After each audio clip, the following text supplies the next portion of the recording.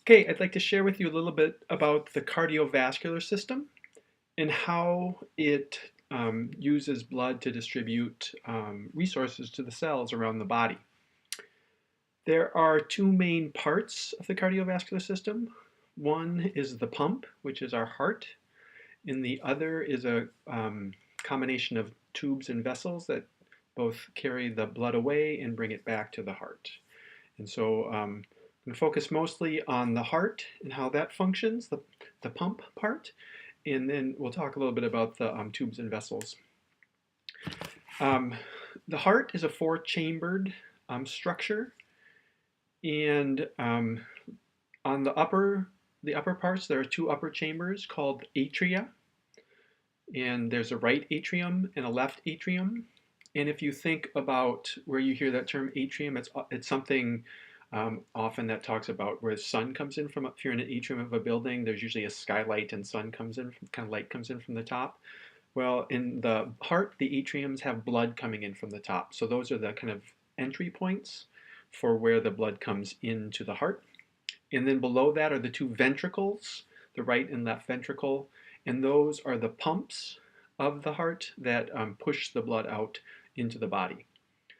And so we'll start first talking on the right side with the right atrium, and that is where the blood that coming back from the body that no longer has oxygen is deoxygenated and is full of carbon dioxide and other waste products. That comes into the heart in the right atrium.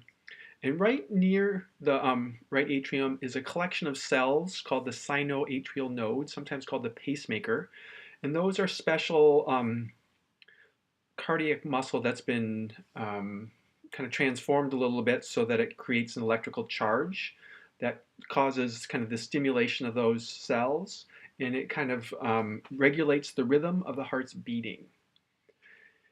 It's important to note that the heart is made up of special muscle cells, the cardiac muscle, which is a striated tissue, and it never gets a rest from conception until kind of from the creation of the heart embryologically to death.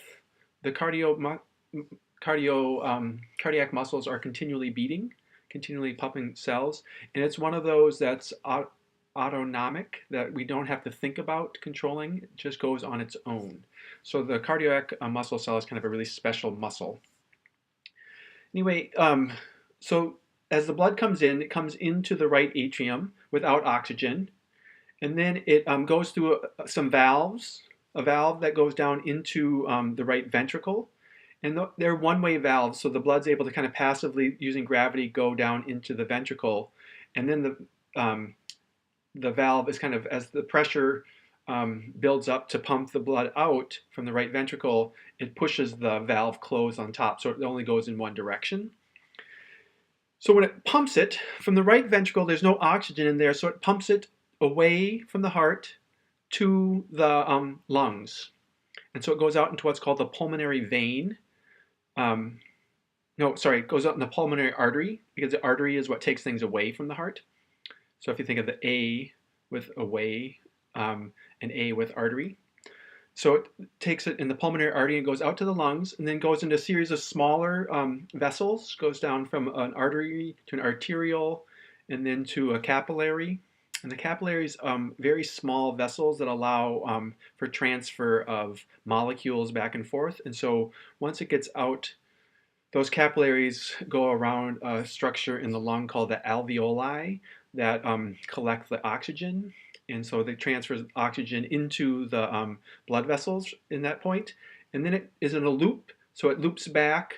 And once it starts going back, it becomes a vein, because it's going back to visit, V for visit, V for vein, going back to visit the heart. And so that loop takes it back around and enters into the other side of the heart, the left atrium. And so that collects the oxygen-rich blood, oxygenated blood from the lungs, goes into the left atrium, and then it goes down through a valve into the left ventricle. And the left ventricle is the kind of the strongest part of the heart, because it ends up then pumping the blood up through the aorta, which is the kind of the largest vein that comes directly out of the heart. And there's an aortic arch that then spreads off and sends the blood up into the brain, to the upper parts of the thoracic cavity, out to the arms, and then down to the abdomen and then the legs and the rest of the body. And so that's the heart part, the pump, and the four chambers there. And so once it goes out into the vessels become a series of smaller and smaller tubes. When it's going away, it's and arteries. And so going away from the heart to the body, it's the arteries carry the oxygenated blood, which is different than when it's going to the lungs. So that's an important difference to note, the difference between pulmonary artery and veins and the body artery and veins. So it kind of, the arteries take it away and they go to arterioles and then down to capillaries, and then they distribute the oxygen to all the different cells. And so once it passes off the oxygen to the cells, and it collects the carbon dioxide and then starts to bring it back through venules, which are the small veins, back to veins, and then it collects it into larger and larger veins that bring it back to the heart. And the largest vein, kind of the final one, is the Vena Cava. And there are two segments to that. The inferior vena cava, which comes up from the lower part of the body and brings it up to the heart, and the superior vena cava, which delivers it from the upper part of the body in the brain.